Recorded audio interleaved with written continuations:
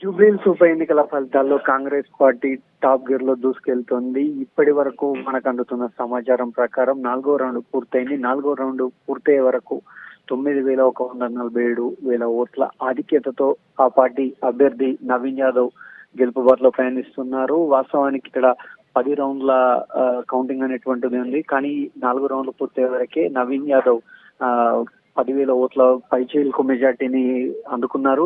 ఇక్కడ మొదటి రౌండ్ లో చూసినట్టయితే షేక్పేట్ పరిధిలోని 42 బూత్లు ఉన్నాయి. ఇక్కడ ఎక్కువగా కూడా ముస్లిం మైనార్టీ ఓట్ బ్యాంక్ అనేటువంటిది ఉంటుంది. ఇక్కడ 47 ఓట్ల స్వల్పాధిక్యతను మాత్రమే నవీన్ యాదవ్ పొందారు. అయితే రెండవ రౌండ్ చూసినట్టయితే షేక్పేట్ డివిజన్ తో పాటుగా ఎర్రగడ్డ, వెంగళరావు నగర్ లోని 42 బూతుల్లో కూడా కౌంటింగ్ అనేటువంటిది ఇక్కడ జరిగింది.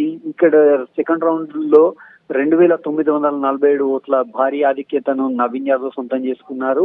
ఇక్కడ నిజానికి ఎర్రగడ్డ, వెంగళరావు నగర్ ప్రాంతాలపైనే బీఆర్ఎస్ పార్టీ ఎక్కువగా ఆశలు పెట్టుకుంది.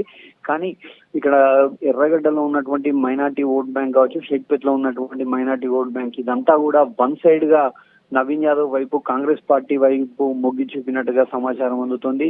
మూడో రౌండ్ లోనూ సేమ్ ట్రెండ్ కంటిన్యూ అయింది. ఎర్రగడ్డ, వెంగళరావు నగర్, రెహమత్ నగర్ ప్రాంతాల్లోని 42 బూతుల్లో కౌంటింగ్ జరగగా ఇక్కడ ఏకంగా 3,100 ఓట్ల మెజార్టీని నవీన్ యాదవ్ సొంతం చేసుకున్నారు. ఈ మూడో రౌండ్ లో ఉన్నటువంటి ఎర్రగడ్డ, రెహమత్ నగర్ లోని 42 బూతుల్లోనూ ముస్లిం మైనార్టీకి సంబంధించినటువంటి ఓట్ బ్యాంక్ ఎక్కువ ఉంది. దాంతో పాటుగా ఇవంతా కూడా బస్తీ ఏరియాలు. ఈ బస్తీ ఏరియాల్లో కూడా నవీన్ యాదవ్ వైపు, కాంగ్రెస్ పార్టీ వైపే ప్రజలు మొగ్గు చూపినట్టుగా స్పష్టంగా తెలుస్తుంది. అయితే వెంగళరావు నగర్ కు వచ్చేంత వరకు కాస్త బీఆర్ఎస్ కి హెడ్జ్ ఉండేటువంటి డివిజన్. ఇక్కడ నుండి ప్రాతినిధ్యం వహిస్తున్నటువంటి కార్పొరేటర్ దేదీప్య కావచ్చు, వాళ్ళంతా కూడా ముందు నుండి మాగంటి సునీతకు వెన్నంటే ఉంటూ ప్రచారంలో అన్ని తామై ముందుకు తీసుకెళ్లారు. కానీ ఇక్కడ వెంగళరావు నగర్ లో కూడా ఆశించినంత మెజార్టీ బీఆర్ఎస్ పార్టీకి లభ్యం కాలేదనేటువంటిది ఇక్కడ స్పష్టమవుతుంది. ఇక 4వ రౌండ్ లో రెహమత్ నగర్, వెంగళరావు నగర్ సంబంధించినటువంటి కౌంటింగ్ అనేది జరిగింది. అయితే ఇక్కడ కూడా చాలా తక్కువ ఓట్లనే బీఆర్ఎస్ పార్టీ అభ్యర్థి మాగంటి సునీత సొంతం చేసుకున్నారు.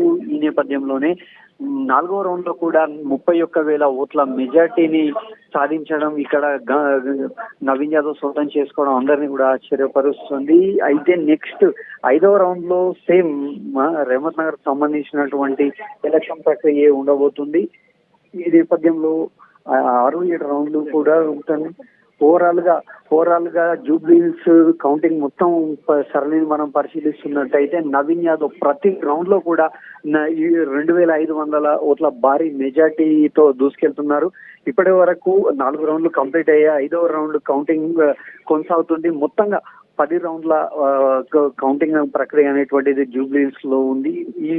ఇదే ట్రెండ్ ఈ విధంగానే కొనసాగితే కాంగ్రెస్ పార్టీ అభ్యర్థి నవీన్ యాదవ్ సుమారు 25 నుండి 30,000 ఓట్ల భారీ ఆధిక్యతతో విజయం సాధించే పరిస్థితి స్పష్టంగా కనిపిస్తుంది. ముందు నుండి కూడా బీఆర్ఎస్ ఈ ఎలక్షన్ ఎక్కడైతే కేటీఆర్ ఎక్కువ కాన్సన్ట్రేట్ చేశారో, వెంగళరావు నగర్ కావచ్చు, యూసఫ్ గూడ కావచ్చు, ఇలాంటి ఏరియాల్లో వీళ్ళంతా కూడా వాస్తవానికి మైనార్టీ ఓట్ బ్యాంక్ మొత్తంగా కూడా కాంగ్రెస్ పార్టీకి కాదని తమకు వస్తుంది అనేటువంటి నమ్మకంలో మొదటి నుండి కూడా ఉన్నారు. కానీ ఇక్కడ ఫైనల్ స్టేజ్ చూసుకున్నట్టయితే మైనార్టీ ఓట్ బ్యాంక్ ఉన్నటువంటి ఏరియాల్లో కార్ స్పీడ్ కు హస్తం చాలా బ్రేకులు వేసిందనేది స్పష్టమవుతుంది.